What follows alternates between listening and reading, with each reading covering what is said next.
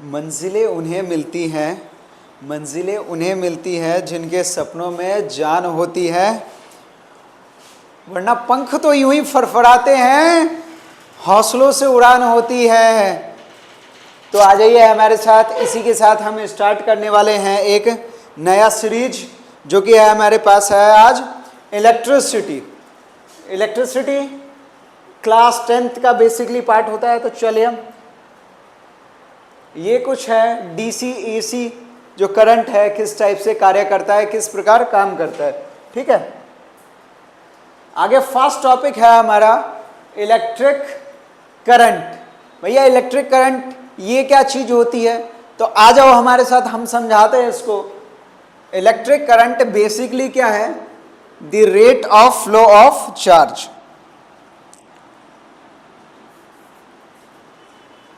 क्या लिखोगे इसकी डेफिनेशन?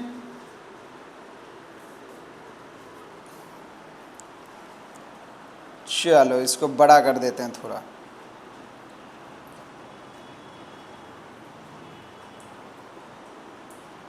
चलो हाँ, इतना सही है। The rate of flow of electric charge is called electric current।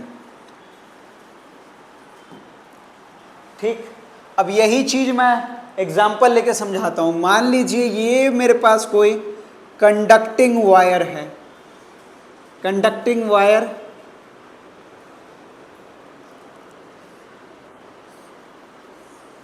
और इसमें से चार्ज फ्लो हो रहा है।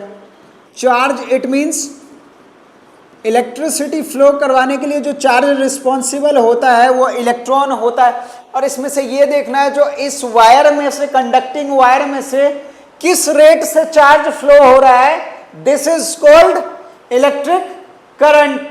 अब क्या बोलूंगा, जो 1 सेकंड में कितना number of electric charge flow हुआ है इस कंडक्टर से, तो हम क्या बोलेंगे, that is known as electric current. तो इलेक्ट्रिक करंट यहां से क्या हो जाएगा, I is equal to Q upon में T।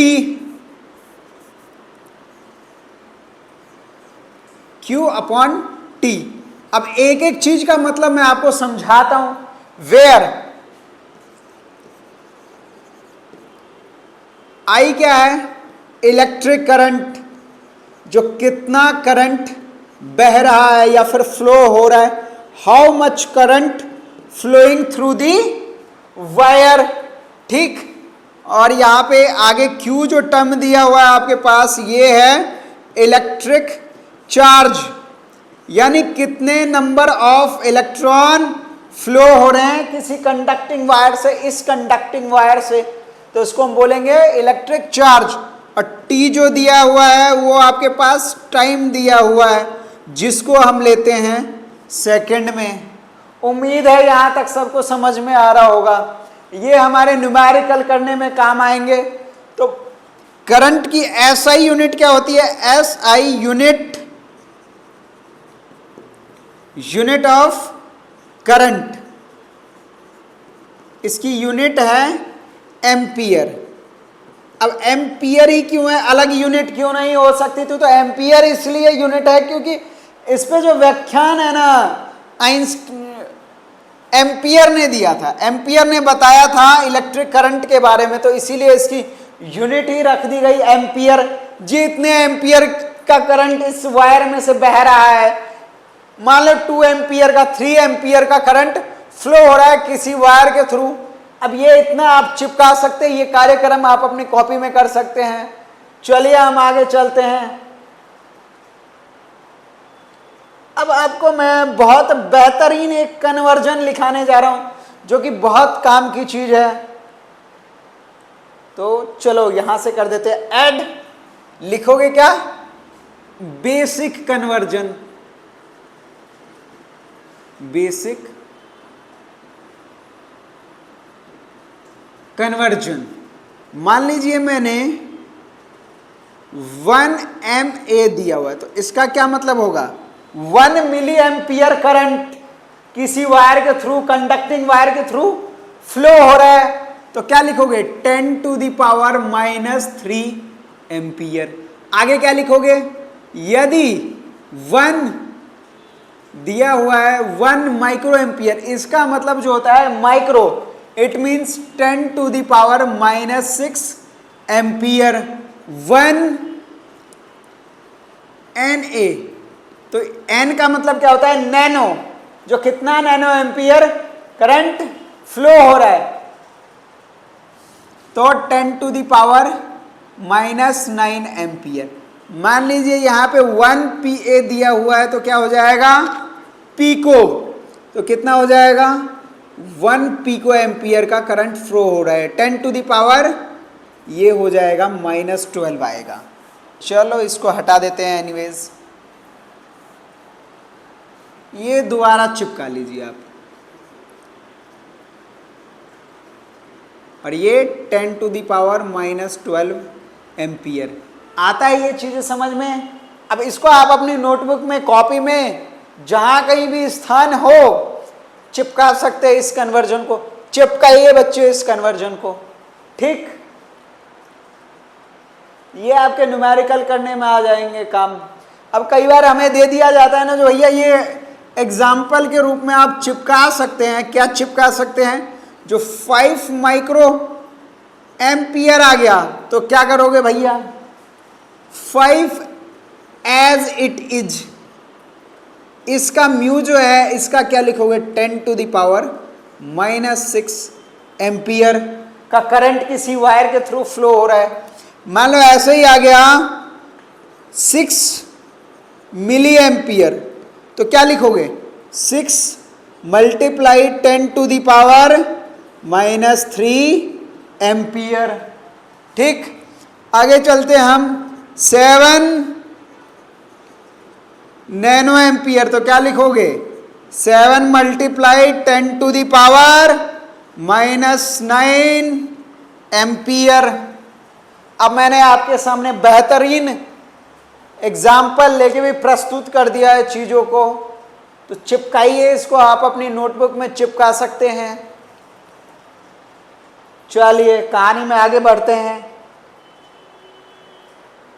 ये कुछ कोर्स के बारे में है जो हमारे इंस्टीट्यूट द्वारा लॉन्च किया जा रहा है। क्लास 8 से लेके 10th तक आपको ऑल सब्जेक्ट मिलेगा इसमें। क्लास 11 12 जो है मेडिकल और नॉन मेडिकल के लिए है। क्लास 11 12 जो है arts all subject. Lecture series on YouTube channel पे भी आपको सारे लेक्चर सीरीज मिल जाएंगे। Lecture series on our career makeup institute, यानी ऐप भी है, तो ऐप पे भी आपको मिल जाएगा। क्या मिल जाएगा जी, ये मिल जाएगा, लेक्चर सीरीज मिल जाएगा। App download from play store से आप डाउनलोड कर सकते हैं, ठीक है। तो चलो ये सब तो हुआ, करंट मैंने आपको डिस्क्राइब कर दिया, ठीक। आगे ये सर्किट के बारे में बताया गया जी। सर्किट क्या होता है? सर्किट बेसिकली कुछ नहीं होता है, डेफिनेशन लिखवा रहा हूं, आप मेरे साथ बने रहिए और बेहतरीन डेफिनेशन आप चिपकाइए। क्या लिखेंगे?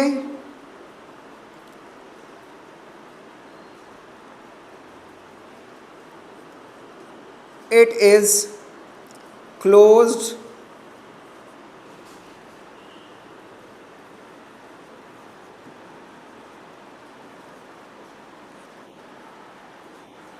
continuous path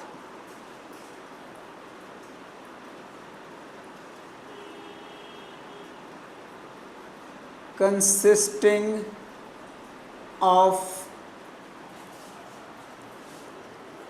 electrical component.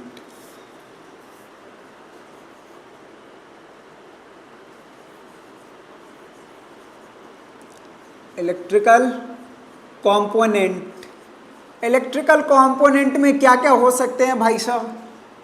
तो हमारे पास रेजिस्टेंस हो सकता है, और क्या हो सकता है? की हो सकता है, और switch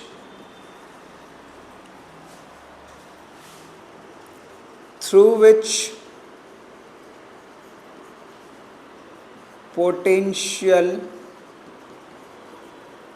potential difference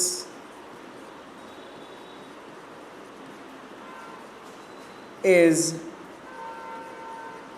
maintained between two terminal of battery. Terminal of battery बोल दो या फिर टर्मिनल ऑफ सेल बोल दो। ठीक, आता है समझ में। अब सर्किट डायग्राम जी, सर्किट हम बनाएंगे कैसे, तो आ जाओ। ये रहा मेरे पास, बैटरी लगा दिया यानी सेल, ये की लगा दिया, ये की है आपके पास।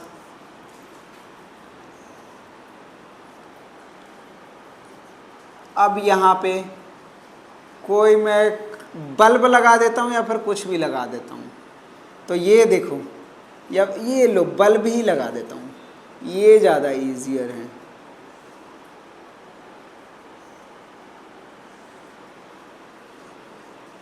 ये लो बल्ब लगा दिया, एक बल्ब लगा दिया, तो क्या ये क्लोज पाथ बन रहा है? ये देखो, ये क्लोज पाथ बन रहा है, तो इसको हम क्या बोलेंगे? Electric circuit.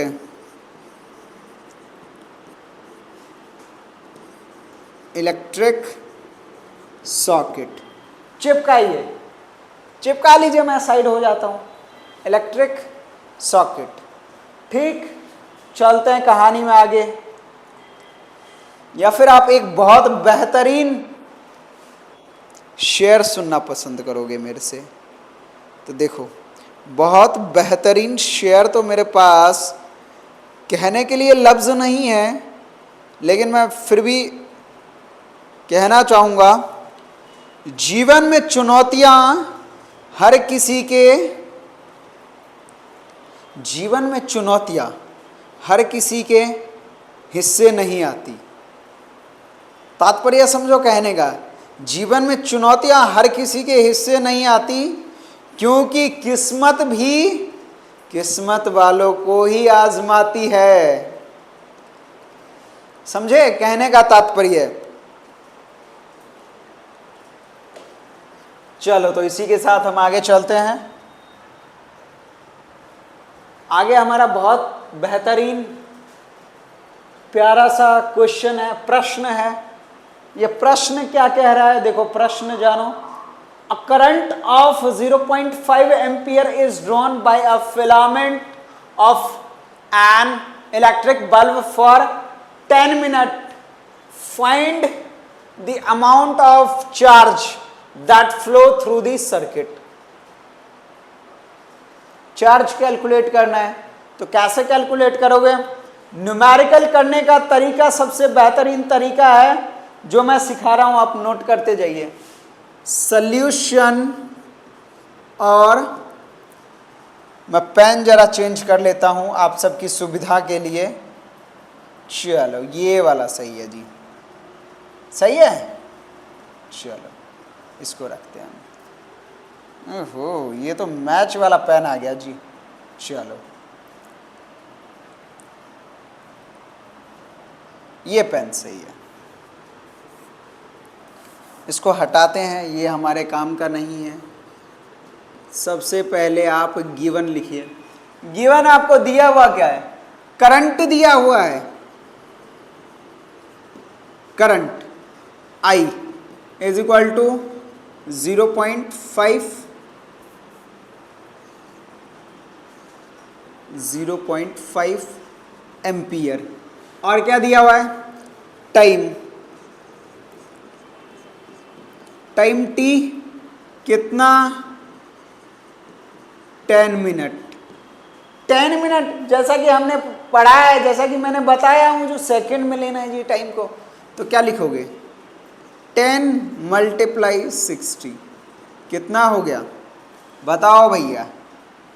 600 सेकंड। ठीक, अब हमारा बेसिक फॉर्मूला क्या कहता है? बाय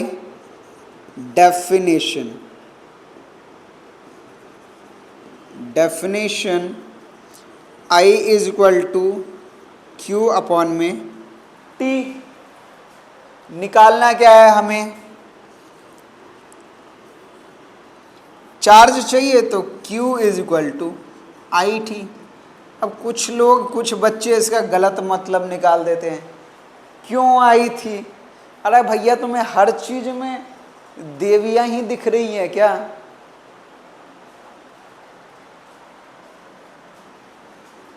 चलो ये कार्यक्रम मैं यहां आपको करके बताता हूं। तो Q इज इक्वल टू आई थी।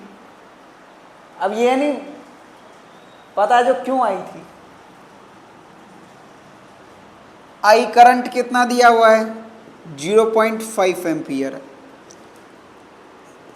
समय टाइम कितना दिया हुआ है? 600 second. Q is equal to, अब इस पॉइंट को हटाना है तो नीचे एक जीरो तो लगाना ही पड़ेगा। तलवारें चला दो जी, जीरो ने जीरो को मार दिया। 0 5 6 30 कूलम, ये आ गया आपके पास अमाउंट ऑफ चार्ज। यहां तक चीजें समझ में आती है? उम्मीद है सबको समझ में आती होगी। चिपका लीजिए इसको, चिपका सकते हैं आप, चिपकाइए इसको। न्यूमेरिकल करने का सबसे सिंपल तरीका, गिवन आपके पास क्या है, चिपका लीजिए, गिवन लिख लीजिए। फिर कैलकुलेट क्या करना है वो लिखिए। फिर कुछ कौन सा फार्मूला लग रहा है, कौन से फार्मूले के थ्रू उसको हम सॉल्व कर सकते हैं, रिजॉल्व करते हैं प्रॉब्लम को, वो लिखिए। फिर देन फार्मूले में वैल्यू को चिपकाइए और चिपकाने के पश्चात आपके पास ये कॉन्क्लूजन आ जाएगा। ठीक है, चलिए आगे चलते हैं। बहुत बेहतरीन जी, बहुत बेहतरीन न्यूमेरिकल है। आगे हमारे पास अगला प्रश्न बहुत खूबसूरत सा है। What does an electric circuit mean? बहुत बेहतरीन तरीके से मैंने करवाया है, फिर भी एक बार सुन लो कान खोल के और दिल खोल के। जी सर, कान खोल के तो ये बात समझ में आती है जो कान खोल के सुन लेंगे, दिल खोल के हम कैसे सुनेंगे? तो दिल में भी बैठा लो, दिल और जहन में ये बातें बिठा लो बेटा आप अपनी। क्या होगा? It is a closed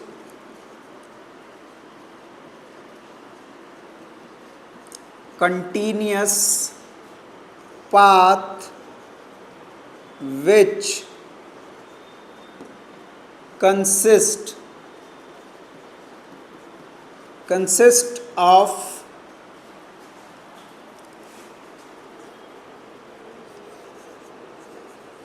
electrical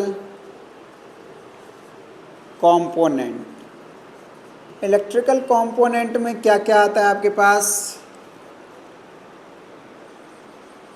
resistance की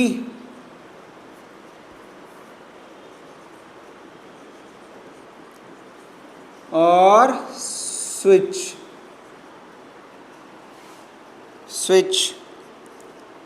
through which potential is maintained between two terminal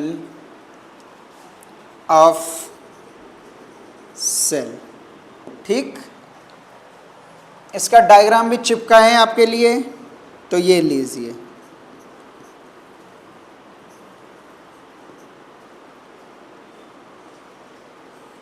ये रहा कि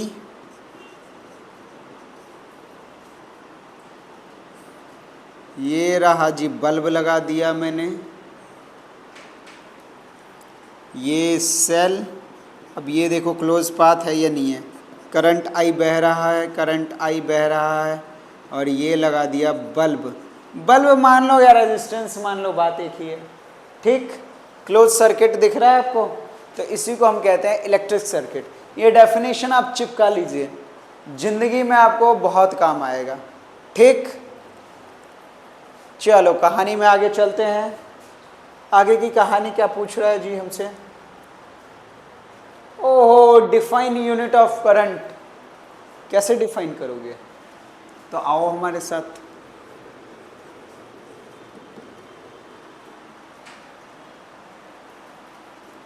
solution unit of current from definition. Definition क्या कहती है? I is equal to Q upon में T.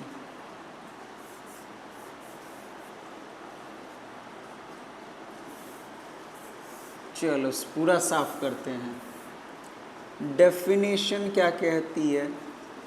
From definition, definition I is equal to Q upon में T. I, ठीक। आया समझ में इतना? अब इसकी यूनिट क्या होती है? कूलम, टाइम की सेकंड। अब यहाँ से करंट की यूनिट क्या आ गई? एम्पियर। ओहो,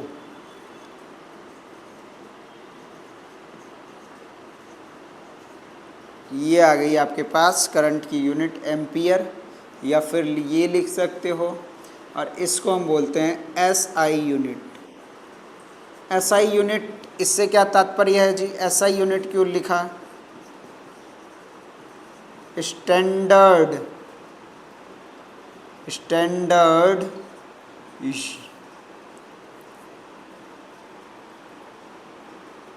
standard unit, international standard unit, ठीक। आया समझ में? चलिए कहानी में आगे। आगे आपके पास बेहतरीन क्वेश्चन पूछ रहा है, calculate number of electron consisting of 1 coulomb charge. इससे पहले एक छोटा सा कॉन्सेप्ट है, वो समझना होगा बच्चे पहले। क्या है जी कॉन्सेप्ट? इलेक्ट्रिक चार्ज का कॉन्सेप्ट।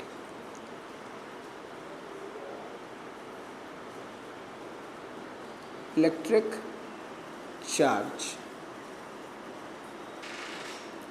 इलेक्ट्रिक चार्ज क्या होता है? It is an integral multiple of charge on 1 electron. यानी एक इलेक्ट्रॉन पे कितना चार्ज है, तो उसी को हम बोलते हैं इलेक्ट्रिक चार्ज। और या फिर इसके लिए आपको छोटा सा डेफिनेशन याद रखना होगा, या फिर formula, Q is equal to N E. अब समझाता हूँ, Q क्या है, N क्या है, E क्या है। Q जो है हमारे पास टोटल चार्ज है किसी बॉडी पे, चार्ज ऑन टोटल चार्ज, ये लो मैं लिख देता हूँ, total charge on body. N क्या है? इंटीजर है, इंटीजर है। याद है हमने बचपन में सुना था इंटीजर के बारे में, जो ना ही तो ये फ्रैक्शनल फॉर्म तो एग्जिस्ट ही नहीं करेगा। ऐसे कह दोगे ना, पिछले साल तुम कहते थे ग्रेविटेशन में जो भैया 2.5 किलो, 1.25 किलो, 1.25 किलो, ये यहाँ पे काम नहीं चलने वाला है, काम नहीं चलने वाला है। तो इट मीन्स सर हम क्या लेंगे यहाँ पे?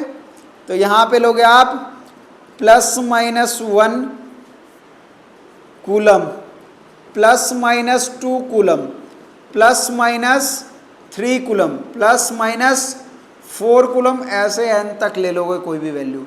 इट मीन्स ये सर क्या है, प्लस माइनस समझ में नहीं आ रहा, तो भैया प्लस जो है +1 कूलम ले सकते हो, या फिर -1 कूलम ले सकते हो, ठीक है। आ रहा है यहाँ तक समझ में? और E क्या है? Charge on 1 electron. अब बताओ जी चार्ज कितना होता है 1 इलेक्ट्रॉन पे?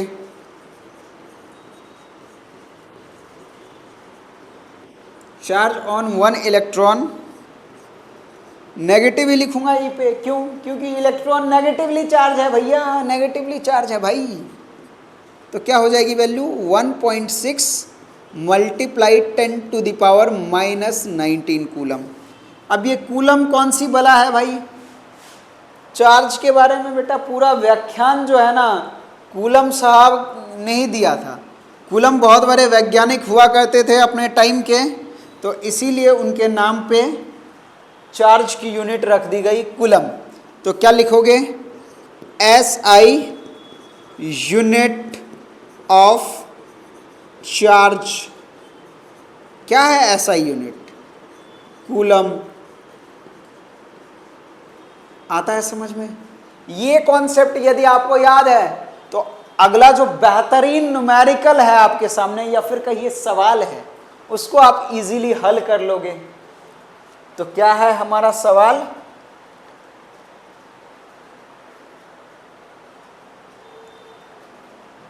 सवाल हमारा ये है, calculate the number of electron consisting of 1 coulomb of charge. तो न्यूमेरिकल करने का तरीका जैसा कि मैंने बताया हूं, बेहतरीन तरीका। चिपकाइए बच्चे सबसे पहले सॉल्यूशन। अब सॉल्यूशन में जी क्या लिखेंगे? सबसे पहले बच्चा गिवन लिखेंगे। गिवन आपके पास क्या दिया हुआ है? चार्ज दिया हुआ है Q is equal to 1 coulomb. ओहो, ये तो बहुत ही कम चार्ज दिया हुआ है। कोई नहीं, है हमारे पास हाल ही इसका। और E की वैल्यू आपके पास क्या है? बहुत बेहतरीन वैल्यू है हमारे पास, 1.6 इंटू 10⁻⁻19 कूलम। अब हमें कैलकुलेट क्या करना है? N कैलकुलेट करना है, कितने नंबर ऑफ इलेक्ट्रॉन है। तो बाय डेफिनेशन हमारी चार्ज की क्या कहती है? Q is equal to NE कहती है डेफिनेशन हमारी। Q is equal to NE यदि कहती है तो N निकालना है ना, तो Q और ये इलेक्ट्रॉन को नीचे भेज दो। ठीक, तो ये क्या हो गया? N is equal to Q upon E। आता है यहाँ तक बात समझ में? हाँ जी सर समझ में आता है।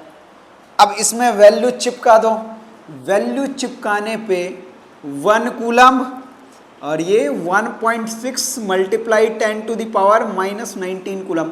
चला दो तलवारे, कूलम कूलम कट गया। ठीक, और इसको -19 10⁻⁻19 ऊपर ले जाता हूं तो क्या हो जाता है? पॉजिटिव में ये कन्वर्ट हो जाता है। तो 1.6 और ऊपर 1 मल्टीप्लाई 10⁻+19। अब इसको मैंने उड़ाना है यानी हटाना है इस पॉइंट को, तो क्या करूंगा? ऊपर एक 0 लगा दूंगा। ये लो लगा दिया जी अगले स्टेप में। अब ये 0 नहीं बच्चे, कुछ राक्षस सा कुछ दिख रहा है।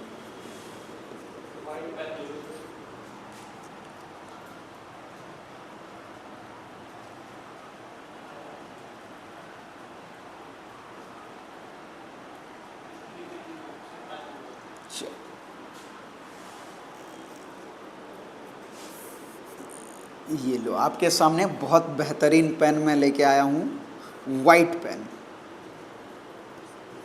और ये 19।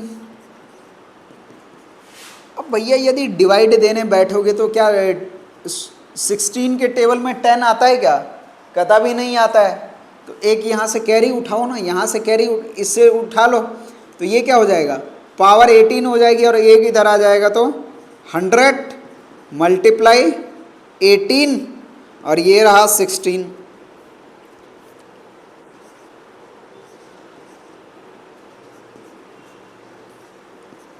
करो अब डिवाइड, इजीली हो जाएगा। 16 के टेबल में 100 तो नहीं आता, 96 तो आता है। तो ये 6 टाइम में चल जाएगा। और ये करो 3 टाइम में,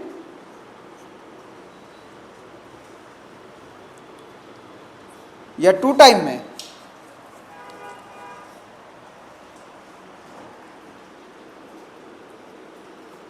दो बार में आपके पास 32 आ जाएगी। ठीक, 16 6 96 बचा कितना 4 40।